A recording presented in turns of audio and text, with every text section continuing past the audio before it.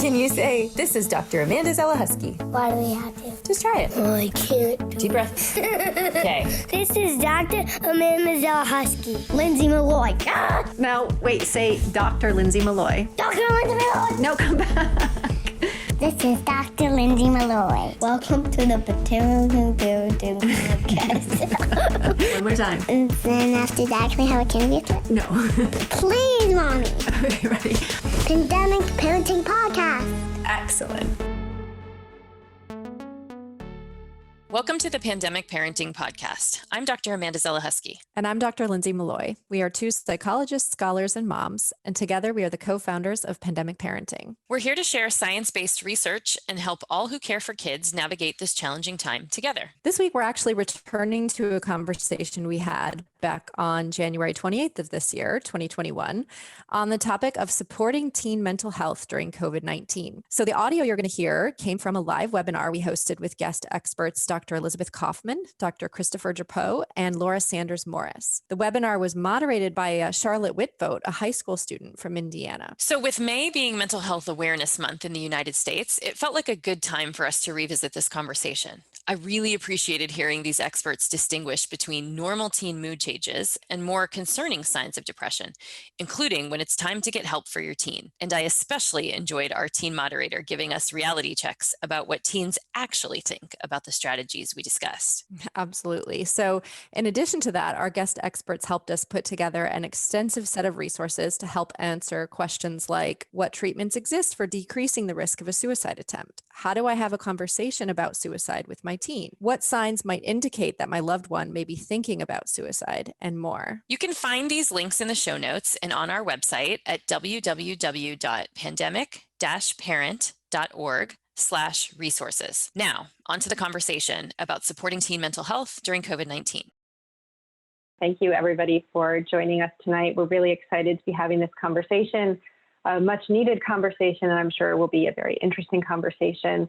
But just a few words on why we wanted to have this conversation in particular. We get so many questions from parents about teens and tweens. And whenever we cover a topic, we usually get the, okay, but what about my teenager? What about my teen? And so our bias has been a little bit to focus on the younger kids. And a lot of our examples are about younger kids, partly because, we have younger kids ourselves. Between us, Amanda's oldest is 11. My kids are 3 and 5.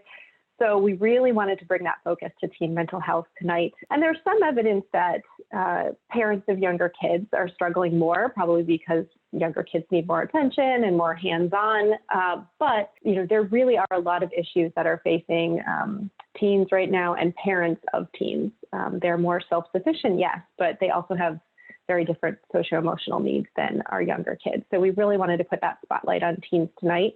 And there have been some, concerning headlines even in recent days about teen mental health, including about the potential rise in suicides linked, potentially to school shutdowns and lockdowns. Although it should be noted, as they did in the New York Times article that came out recently about this, that youth suicide rates have been rising for about a decade. So really, this should be on our radar and an issue that we are thinking about, talking about, pandemic or no pandemic. So we're really excited to have 3 guest experts tonight to talk to us about teen mental health. So with that, I'm going to turn it over to Amanda to introduce our moderator tonight. It is my great pleasure to introduce Charlotte Whitvote, who is a 17-year-old who has struggled her whole life with mental illness. As she says, after years of mental hospitals and therapies, she is on the road to recovery and wants to share her coping skills and story with other young adults. In 2019, she started her own part-time Etsy business. And in 2020, she published a young adult novel diving into the struggle of mental illness called Paint My Body Red, which you can find on Amazon. During this pandemic, Charlotte has filled her time and attempted to stay mentally healthy by spending extra time with her dog, making TikToks, and dressing up to go to the grocery store. She continues to be an advocate for mental health, LGBTQ+ equality, and sexual assault survivors. So welcome, Charlotte, and I will turn it over to you. All right, thank you everyone for joining. We'll start with Chris and then go to Beth and then to Laura. And can you each start off by briefly sharing a bit about the work you do and how it relates to teen mental health? Sure. So yeah, glad to be here. And in addition to overseeing suicide prevention efforts in Indiana, of course, working with teenagers being a part of that, I'm also a licensed psychologist. So I do see teen clients every week in the evenings, a couple days a week. And I'm also a former professor and former school psychologist, so I had opportunities to work with teens in those capacities as well. And so that's something that's near and dear to my heart, and looking forward to talking more about. But that's just a brief overview there. Well, great. First, it's just nice to be here. It's always nice to see your students succeed. Lindsay is a rock star, and I'm so impressed that she and Amanda put this together. And so when you see your students go off to do amazing things, it makes you super proud. So congratulations to you guys. I'm delighted to be here. I have been working in adolescent development. I'm an adolescent psychologist. I have a developmental psychologist. I've been doing this now for over 20 years. And most of my work really centers around kids in the justice system, kids who've gotten in trouble. And really, what kinds of issues are these kids facing? And in particular, how does the law respond to them? Now, of course, we're in the middle of a pandemic when the rug is completely pulled out from underneath us. And so this is a really important opportunity to not only look at how adolescents in general are struggling, but also our adolescents who are most vulnerable and most at risk. So those are the kinds of things that I focus on in my work, and I'm really excited to be here to talk to you about them. Yes, well, I'm with the California Partners Project, and I'm the Director of Programs, Policy and Program. And just a little bit about California Partners Project. We are an organization that's co-founded by the first partner of California, Jennifer Siebel-Newson, and Olivia Morgan. And our mission of our organization is we are champions gender equity across the state and ensure the state's media and technology industries are a force for good in the lives of children. So shortly after CPP launched in January 2020, the co-founders, Jennifer Siebel-Newsom and Olivia Morgan, they met by phone with Dr. Kopowitz of the Child Mind Institute. And as a part of the series of conversations with neuroscientists, health professionals, technology developers, and child advocates to explore existing and emerging research on the relationship between technology use and child well-being. As COVID-19 spread across the country in the spring of 2020, our team sought Child Mind Institute's expertise on how the pandemic was likely to impact adolescent mental health over the long term. So surveys were beginning to show significant anxiety and depression among adolescents. So at CPP, we wanted to understand in greater detail, how are the California adolescents faring during this pandemic? What could be learned about the impact of social media and gaming, replacing teens' in-person social activities? So we also commissioned Material Research and CMI as partners in the qualitative study of teen mental health, which provides immediate recommendations for teens and parents. So that's how we got to the report, and I look forward to sharing with you our findings. All right, thank you everyone. We're super excited to have you here. We're gonna start off with Beth. As an expert in adolescent development, what can you share with us about how and why this pandemic has been so hard for teens in particular? I probably don't even need to answer that question. Every parent out there right now knows why. You're living with your adolescent and it's impossible. You know, in all honesty, we all know adolescents are social beings, social creatures. And in fact, a lot of the research that I do looking at the adolescent brain and the way we're wired, we actually see that the brain is socially wired for social interaction during adolescence. So there's a really good reason why your kids want to be engaged with others. That lack of social connection right now, not only is it hard for us, but it's especially hard for kids at this time. And so I know you're all struggling with how you do this. So what's the right answer? There is no right answer. You have to survive and your kids have to survive. I have a 17-year-old daughter, and trying to tell her she couldn't go out on New Year's and go to a party and do all that, you would think I'm the worst mother in the world. At the same time, we're in a pandemic. So trying to find that balance, and there's two really important ingredients for parenting. There's a recipe, and that recipe involves responsiveness, being warm, supportive, caring, but also being demanding, setting limits and boundaries, providing guidance, monitoring what your kid does. Those two ingredients are your most important ingredients. So when you have to tell your kid, no, you can't do this, explain why, and then help them come up with the solution. So not the perfect solution for my 17-year-old who was pretty pissed she couldn't go to, the New Year's party. We did create some alternatives. We have created a small bubble with her friends. She was allowed to have one of those friends over, and they did a Zoom party and had some creative activities to do. Not the perfect, not the best, but something we could do to manage the balance of her needs with what we knew was safe. And that's what you're struggling with right now, finding that balance. So remember your 2 ingredients for parenting: being responsive, warm, supportive, but also setting limits and boundaries and expectations. When you set a rule, you set a guideline, you say something, explain why, and then help them. Okay, we can't do this, but what can we do? Turn it around, let them be involved, let them be engaged to come up with a solution on how to make things better.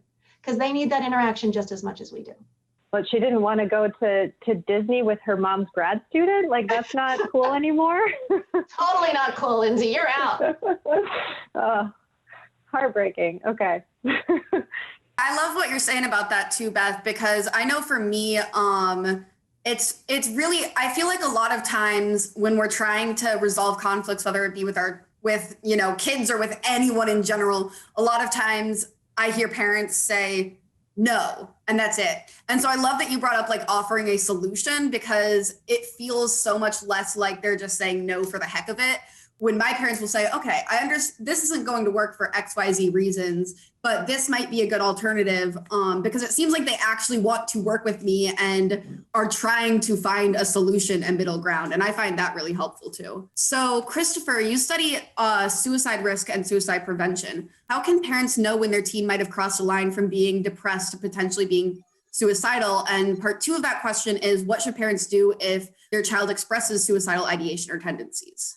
Yeah, and I just want to start with the caveat that to know your situation would be very important to give you advice in this particular area. So I just want to make that caveat. Could be obvious, but sometimes general advice sounds good, but when you go to apply it, it's like, well, that expert said it would work, and it's maybe not working for me. So keep that in mind, please. But I'd say the first thing you could do is, the American Association of Suicidology, they published official warning signs for suicide that, ISPath WARM is the acronym. So are they talking about or expressing that they're thinking about suicide? That's the most obvious sign that they've crossed the line, right?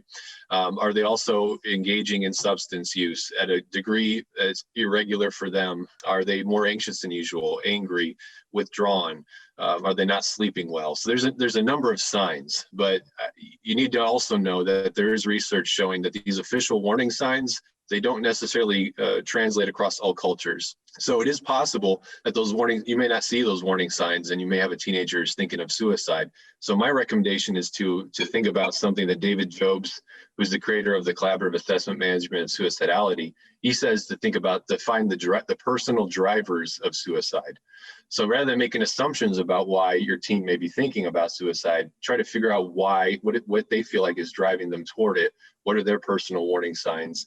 And I think getting to know your teen as much as possible will allow you to respond as effectively as you can. And another thing I want to mention, because I know for parents, when you have a child who's expressing thoughts of suicide, I imagine your response is you're freaking out on the inside, because that's your child, you love them, and this is a potential life or death situation. And so I think the best advice that I could give you, and you probably know this intuitively, but that when you're freaking out, it's hard to think of it, is to actually remain calm in that situation and engage in reflective listening. So what do? You listen. You suspend any judgment, any hostile response, negativity, you just listen. And it actually goes straight into the advice that was just given by Elizabeth, with that warm demeanor and showing them that you love them through how you respond to what they're sharing with you. One more thing I would add is to make it your mission every day. And I know this is hard, it's not easy, but try to do it every day to find a few minutes of meaningful interaction with your teenager. And the reason why I say that is because if you only give them attention when things are bad, you're sending a message that they're only a priority when things are going wrong. And so if you make them a priority each and every day, you send a message to them that your life, you matter to me. I'm showing you how much I love you because I'm making time to talk to you, even if I'm annoying you as your parent. I'm still checking in with you to let you know, hey, I'm watching you, I hear you, I see you, and I want to know what's going on in your life. So I guess those would be my 2 quick answers to those questions, Charlotte. I just want to ask a follow-up, because I'm seeing a couple people ask it in the Q&A, Chris. So how do what signs should they be looking for?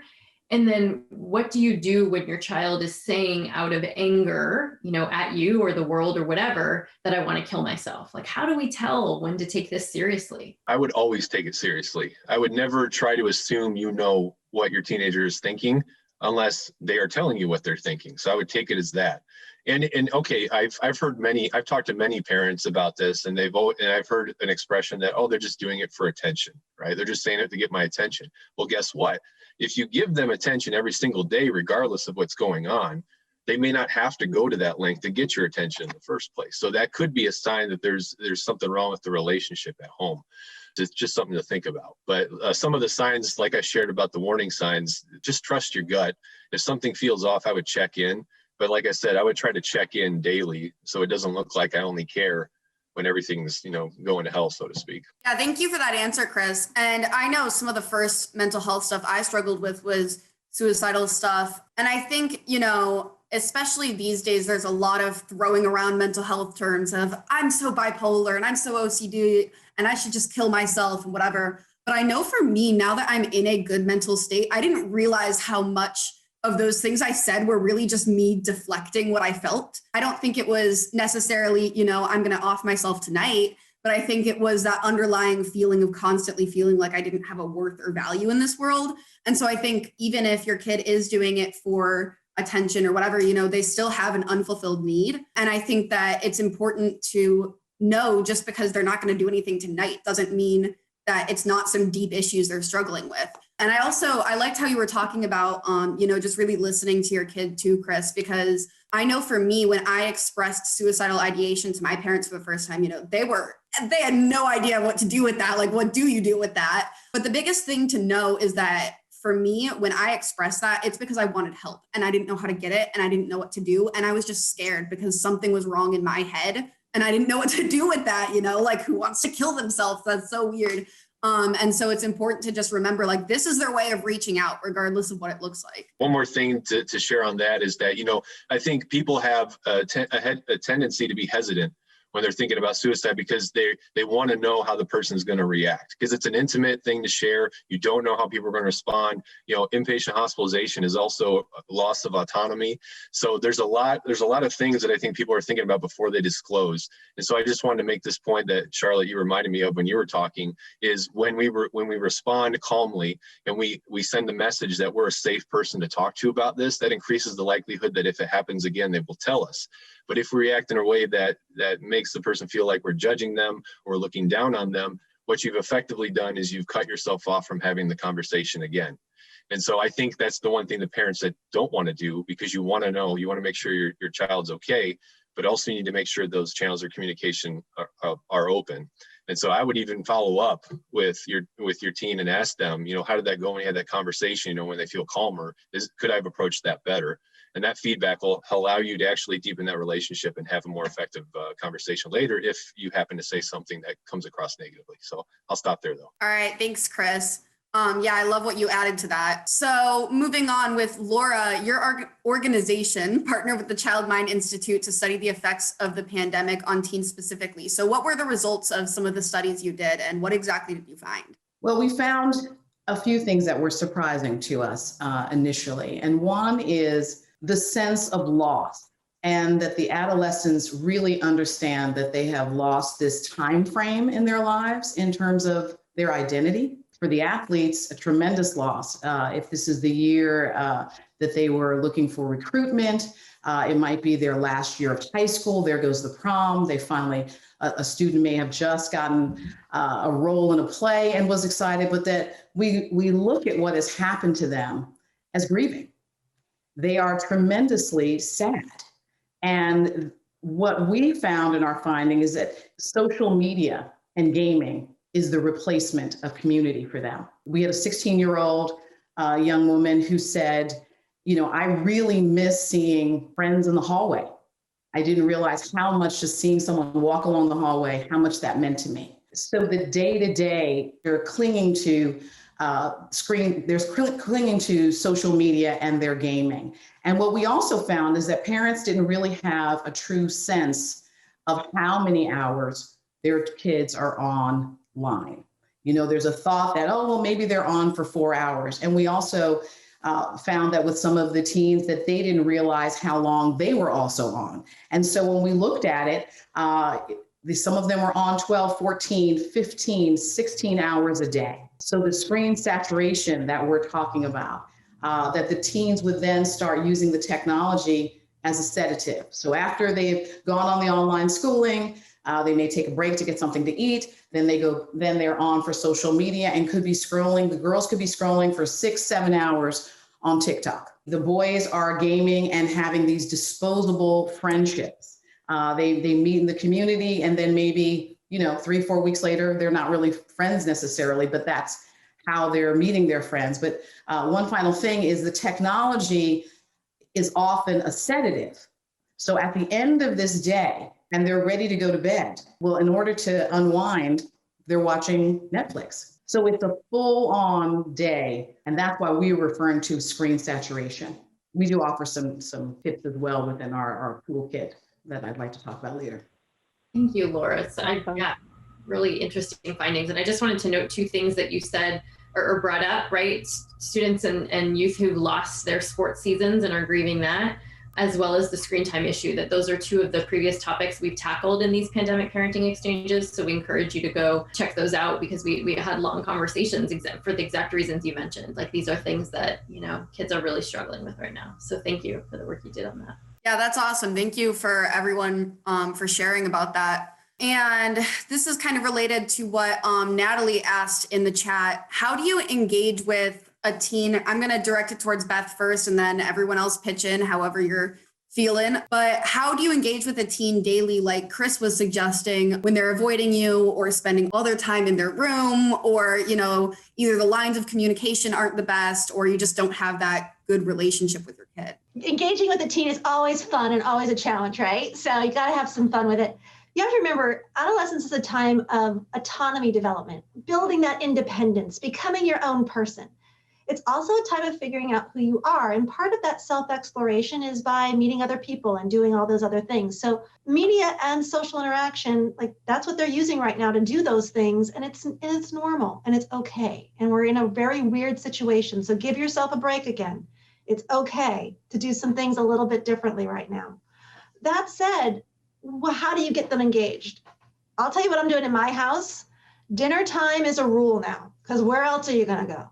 So we all sit down to dinner together, and they all say, "Can we watch TV while we eat dinner?" And I'm like, "No," because we've been watching TV all day. And they kind of resist all sitting down to dinner together, because we actually have dinner conversations that lasted like an hour, hour and a half. It's the one time, and there's nothing like putting food and some talk together to actually create an environment that fosters discussion, because it takes a little bit of the pressure off. You're not in their face. What are you doing?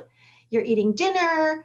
And one of the tricks I always use, when conversation gets a little tough, is to say, okay, tell me 3 things about your day, 3 things you want to share.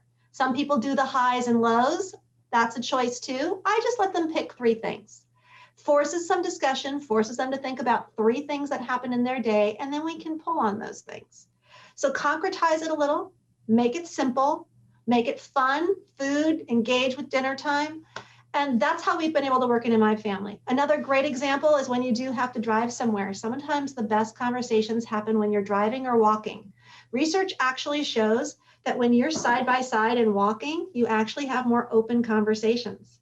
It doesn't create the intimidation factor of just staring at somebody. So if you really want to foster discussion, don't force it, create the moment. The moment will create the discussion.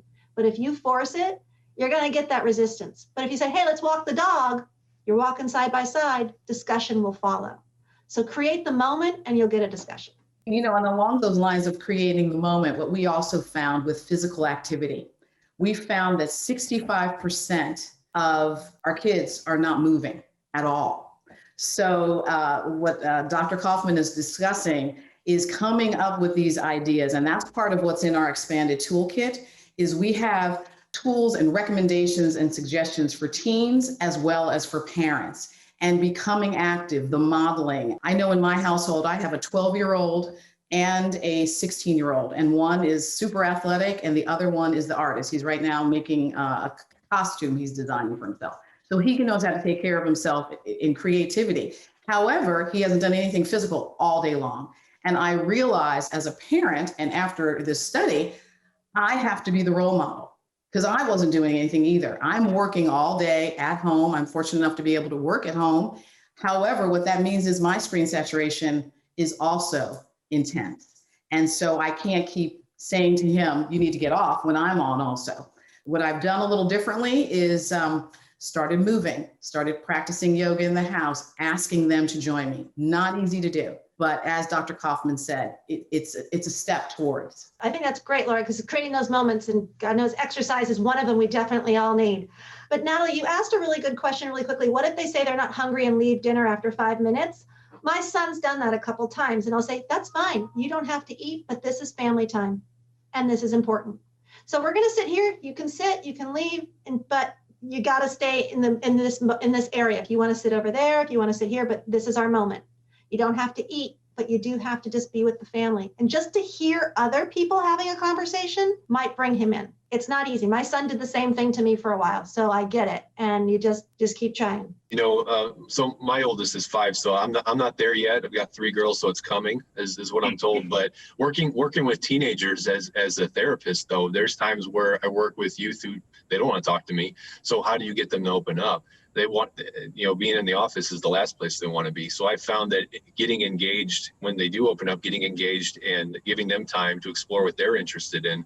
And I think this also extends to the home environment. So, spending time doing something that your teenager wants to do, maybe you don't even like it. You don't like the third person shooter games, but you just sit down and play with them anyway. And that could create a moment to talk as well. And it's a way to connect with them on a level you may not already. So that's just something I wanted to add as well. And I appreciated what you said, Laura, too, about the motivation for us as parents, that, like you said, we're tired at the end of the day. The last thing I want to do is, try to motivate my kids to do yoga with me or go for a walk. But I think your point is exactly right, that they're going to take our cue from us in many ways. And I'm seeing lots of folks ask in the chat questions about motivation and how do we help our kids stay motivated because they are becoming so sedentary. But I just think your point is such a great reminder that we have to model that. We have to emulate some of that motivation and say, okay, I'm really excited. We're going to do this. And like Beth said, I know you don't want to, but we're going to do it together. And then to your point, Chris, give them opportunities to do things that they want. Maybe it's, hey, let's come up with a playlist together, or let's, whatever it is that they're enjoying and connected to.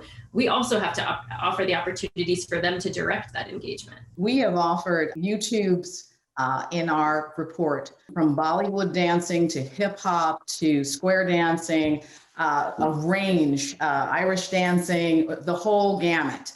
And they're all free. And we recommend dance parties, 20, 30 minutes. When's the last time you danced with your children? That's awesome. Yeah, I've been doing a lot of superhero workouts in this house.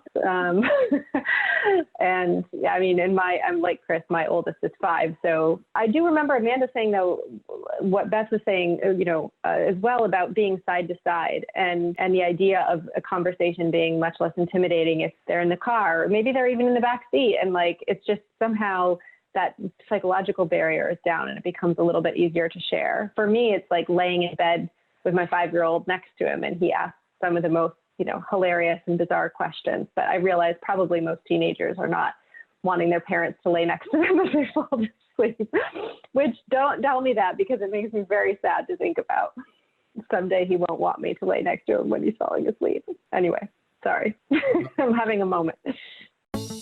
At Pandemic Parenting, we're committed to sharing our expertise and research in ways that are immediately accessible and useful to families. As part of our efforts to sustain and expand this work, Lindsay and I are also available for virtual speaking engagements at your business, organization, PTO, and more. We want to help you and those who you work with, grow with, and raise your children with have the chance to do so in an environment that fosters and supports your mental health. Some of the topics we enjoy speaking on include parenting during the pandemic, the impact of trauma on children and families, children's development, the mental health impact of COVID-19 on employees, and more. If you or your organization are interested in potentially collaborating, please reach out to us for availability and pricing through the Request a Speaker form on our website at www.pandemic-parent.org/contact.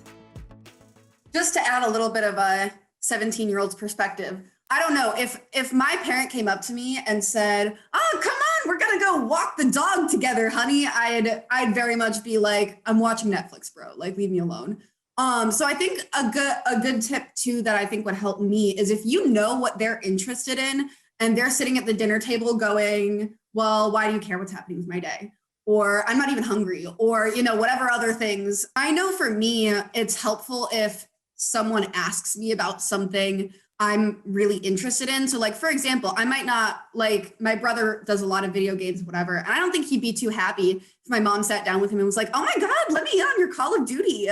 But if she was like, wow, I really heard you yelling in there, what was that all about? Sometimes getting a conversation rolling about something that they really enjoy, or, hey, I know you're really enjoying your history class. Did you learn anything new there today?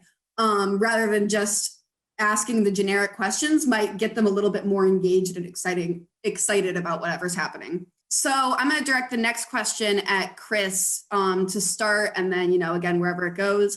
So how do parents know when it's pandemic boredom that their teen is experiencing versus something more serious like depression? And what are some of the key signs that parents or teachers should be looking out for to see that difference? I think there's a difference between boredom and the signs and symptoms of depression that are pretty typical.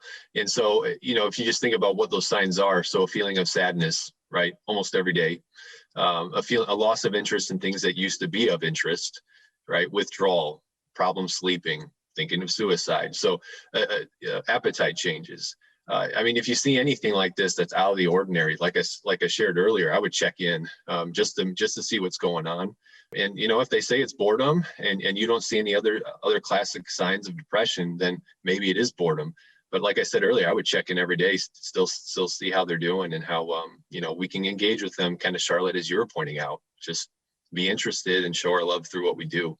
Yeah, I really appreciate that answer, Chris. I think sometimes we all overcomplicate things a little bit because sometimes the lines feel so blurry or it feels so overwhelming, or how am I going to admit that my teen is depressed and stuff like that. So I love that you were just like, this, it's not that complicated, you don't have to overthink it. So many of the parents who registered tonight want to know about how they can best support their anxious or depressed teen. What would you tell them, and what are some ways they can help their teen cope, especially with all this extra stuff we're dealing with in the pandemic? It's a time of uncertainty for a lot of us. And I think the point made earlier about being role models to our kids is important, because we can model to them how we handle the uncertainty. Because guess what? We all have one thing in common right now. That's we're all going through a pandemic that we probably never lived through at any point in our life. So we have that in common. But at the same time, I found that, why do we feel anxious when things are uncertain? Well, usually it's because we have a feeling of loss of control. So how do we bring that feeling of control back? By creating plans, by organizing our day, by bringing that structure to each daily routine, which could be boring over time, but it also gives us a sense of control over outcomes, and that could actually decrease anxiety. To Beth's point, though, the anxiety could be coming for different reasons. So it would be important to know what's feeding the anxiety, but I know that sometimes planning, setting an agenda for the day can be very helpful. And I think what you were sort of touching on a little bit there is just modeling for our kids, expressing emotions or saying that, you're feeling a bit down about, how things are lately, or you're feeling anxious about this or that, and modeling to them how to cope with that, I think can go a long way too. And just allow, the disclosure that you're struggling with your mental health potentially allows them to feel comfortable with, oh, this is a topic we talk about in this family. This is something that's okay for me to bring up. And I also just wanted to add, with you talking about the routine and stuff like that, Chris, I love that you were saying that, because it really is the sense of control. And I know in my personal experience, so much of my mental health issues have come from feeling like I don't have control, whether it's control over my environment or what's happening in the world, or now a global pandemic.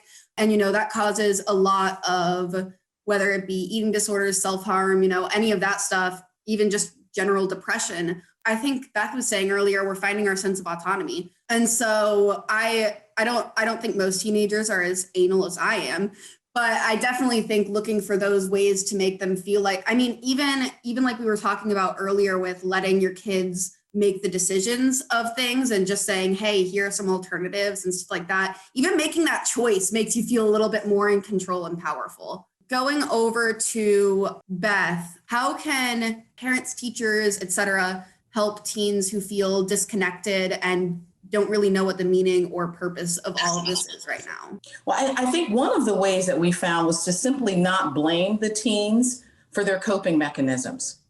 If creating a community from gaming, which what we found is that boys primarily do that. then if that's the case, then maybe not blame them that they're on this gaming, that they're actually talking about other things. If you can ever eavesdrop, which I have done with my son, they're talking about much more than the game. This is how they talk. Maybe in my generation, we were on the phones and, you might have had your teenage phone or what have you. But the gaming is the way in which they are forming a community. It may not be ideal, but they are staying connected to other teens. That's one. The other is there were several, because of the parents suggesting, maybe gently, that their teens think about what is it that you've ever tried to do? What interests what are you interested in? And how you can maybe support them with the hobbies that they have always been doing. But the parents that kind of let that go and let them think in a way about, I've always been a swimmer, but I can't get into the pool, but maybe I can try a little bit of track and field. Maybe I can try something a little different. And so I would say that encouraging them is what we also found. That was great, Laura. I want to follow up on that because I know a lot of parents are really worried about media use. We all are, because we're all on it all the time. And I'm not going to lie, before the pandemic, you were all worried about media use. So, that was like the main thing. Everybody's always worried about kids on media. So this is like, kids are like, see, we get to use media now because there's a pandemic and now we get to do it and you parents suck. And so that's the fun thing, is that parents are now like, guess I got to let them use their media. Two really important things about this. One, parents have been worrying about media since the beginning of reading. If you actually go back in history, there are articles written in research journals about kids reading too much, and that these comic books and this reading that they're doing is going to be terrible for them because they won't be engaged. Now, of course, we're like, read, we want you to read. Okay, then the television came out, and then music. We as parents tend to perseverate on what's new and different, and we worry about it. There's some great research. My colleague Candace Odgers has a phenomenal research program that's basically studied teens and media pre-pandemic. And pre-pandemic, you don't have a lot to worry about. Kids use media, in fact, to socialize. That actually reinforces positive experiences. They go and have a social experience, and then they talk through it in different media ways. So we don't see very much effect of media on kids. Now, there are some exceptions. Media can disrupt sleep. We know that getting sleep is really important. And we know that kids who are keeping their phones in their room or trying to sleep at night, and it interrupts. So you do try to want to get devices out of the bedroom if you can. Two, the other big thing is kids with ADHD or other mental health problems, screen time can be overstimulating. So you want to make sure you put breaks in place. But media use pre-pandemic wasn't as bad as parents feared. Now, of course, we've got a pandemic, and now, of course, they get their way. So long story short, they're okay. And it's okay to use the media. Don't panic, let them do what they need to do. And we're all finding our way, and everyone's gonna be okay. And so let them use that social media to get that interaction they need. I think Laura's point on the video game, if you could hear my son and his friends gaming, it's exactly what you want. And it's social interaction in a way that's safe during this time.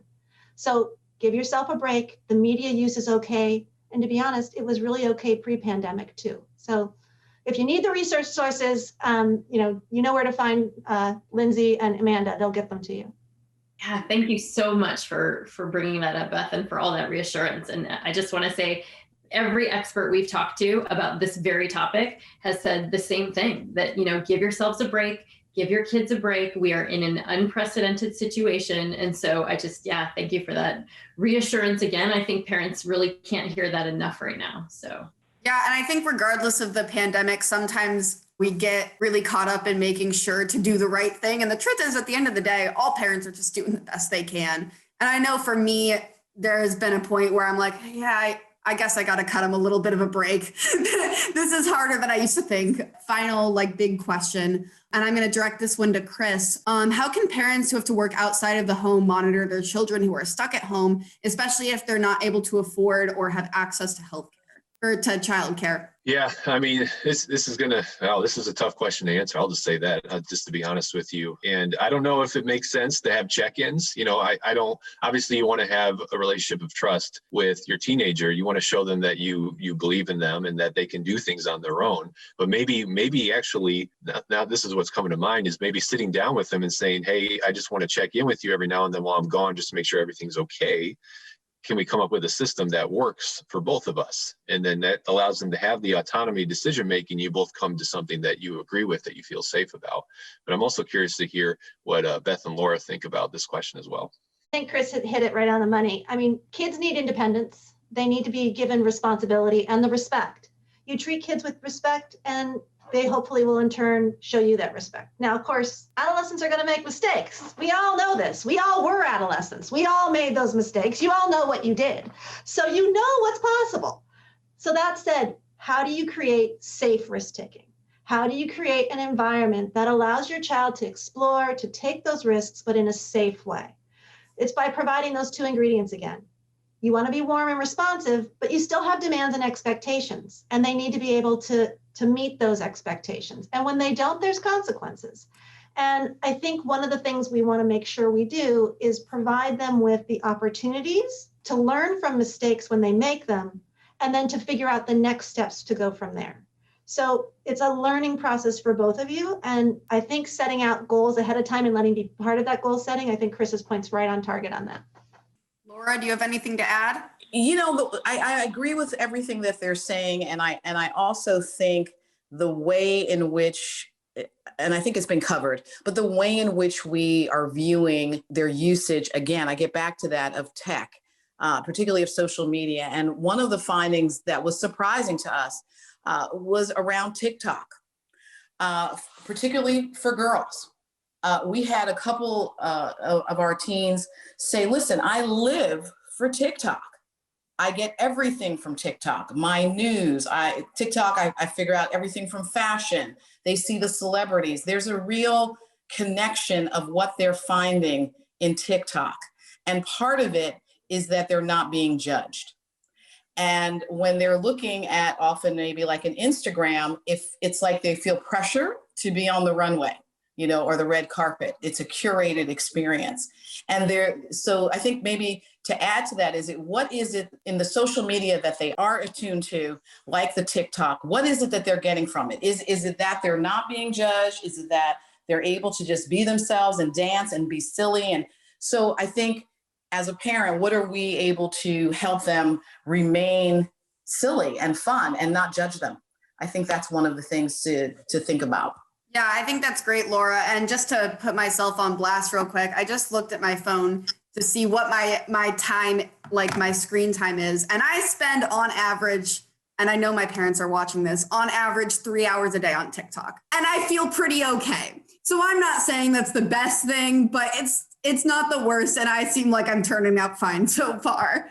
All right, so to finally kind of cap things off, let's start with Laura and then Chris and then Beth, and just tell us what's one message you have right now for teens and what's one message you have for their parents.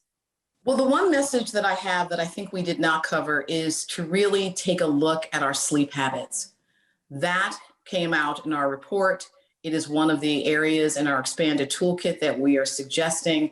We met with Professor Walker, who is known as the sleep diplomat, to talk about sleep and the ramifications of not having sleep. And sleep has been disrupted for everyone during this period of time. So how we can really bring this sleep back into our lives. Our kids will be able to do better in school. We're able to function better. Let's be mindful about sleep and what our sleep habits are like at home with our children and ourselves. Laura, we're having a mind meld. I was going to say the exact same thing, sleep. And I'll just say, there's data that's collected via the Youth Risk Behavior Survey that the CDC publishes every 2 years, and pretty consistently they find that about 70% of high school attending adolescents get less than the recommended amount of sleep on school nights and tend to sleep in on the weekends. Some do, which is like crossing time zones if you think about it, every week.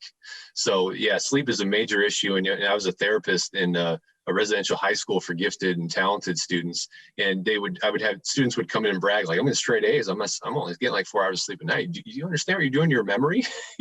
You're putting yourself at a disadvantage. So sometimes kids, they wear it like a badge of honor, but they're really doing harm to themselves by not taking sleep seriously. So I fully concur with that as a message to teens. And I just want to say, for parents focused on suicide risk, I think parents need to be more empowered. I think we assume that because somebody's a licensed health professional or mental health professional, that they are prepared to help you and your child who is thinking of suicide. And unfortunately, suicide today is more like a specialty that is like a general thing that everybody's prepared to address. And so I'm going to share some resources with Amanda and Lindsay that I hope you'll look at, because I think you need to know what are the current evidence-based treatments, what are the tools that professionals could use to assess, so that you can be more intentional about who treats your child's suicide risk, and you don't just have to accept whoever you find. Because there are, unfortunately, are stories in which things are mishandled because people aren't prepared for the moment. And like I said earlier, this is about life and death. And so we need to be more empowered, and our children need to be more empowered about who treats them in those pivotal moments. So that's what I would say to parents. I think a lot of parents often worry that if they talk to their kids about suicide, like if they bring up the subject, or if they ask them about it, or wonder if they've been thinking about it, whatever, that will kind of put the idea in their mind, and that, we shouldn't talk about it because I don't want to give them ideas or let them know that that's an option. Like, what would you say about that as someone who is a researcher in this area? I would say there is no research to support that. Then that's why it's generally called a myth.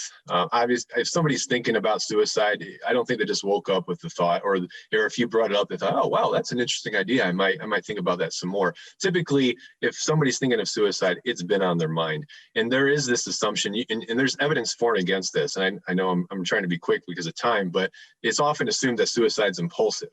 But there's some evidence to suggest that it can be, but there's also evidence to suggest that actually people put a lot of thought into it. And there's a substantial proportion, at least of adults, who planned their suicide attempt before they attempted, at least for those who survived an attempt. And so that provides an argument that actually they put thought into this ahead of time. And what looks impulsive is actually them following through on their attempt plan, which they made much earlier. All right. Thank you. I'll take it home with the last few seconds. Just for kids, it's hope. Kids tend to be short-sighted, here and now, in the moment, can't necessarily always see long-term. This pandemic is going to end. Keep reminding them that. There's a lot of great things on the horizon.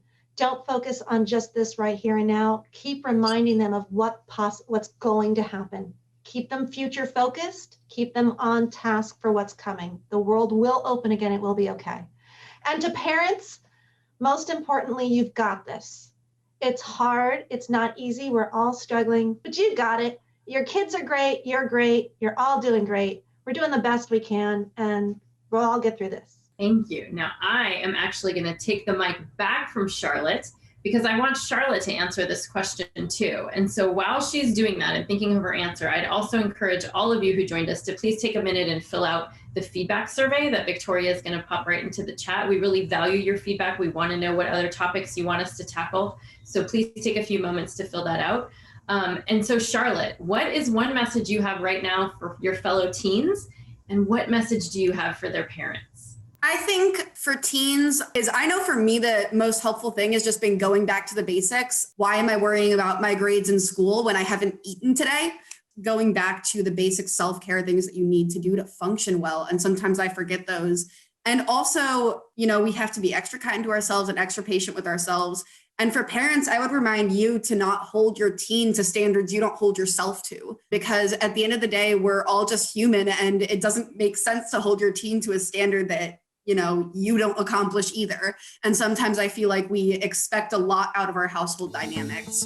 Thank you for joining us for this episode of the Pandemic Parenting Podcast. Make sure to hit follow or subscribe on Apple Podcasts, Spotify, or whichever platform you're listening on to be notified of future episodes. We'd also love to connect with you on social media. Look for our blue and yellow logo when you search Pandemic Parenting on Twitter, Facebook, Instagram, LinkedIn, or YouTube, and you'll find us. Or follow the links in the show notes. Let us know what you think of this episode by leaving a review on Apple Podcasts. Your 5-star review helps us move up the charts to reach even more parents and caregivers. If you have a specific question or topic you'd like us to address in a future episode, let us know. You can email info@pandemic-parent.org and mention podcast in the subject line. And this podcast isn't all we do, by the way. Pandemic Parenting is a 501c3 nonprofit providing free science-based resources for parents and all who care for children while navigating the COVID-19 pandemic. To learn more about our organization and access our extensive library of webinars, videos, blogs, and more, visit www.pandemic-parent.org. www.pandemic-parent.org. Lastly, this show wouldn't be possible without supporters like you. Lindsay and I donate our time to this podcast, but we do have an incredible team working behind the scenes to make this all happen. If you'd like to support the show beyond leaving your 5-star review, visit www.pandemic-parent.org/support and donate today. Thanks for listening. Hope you can join us next time.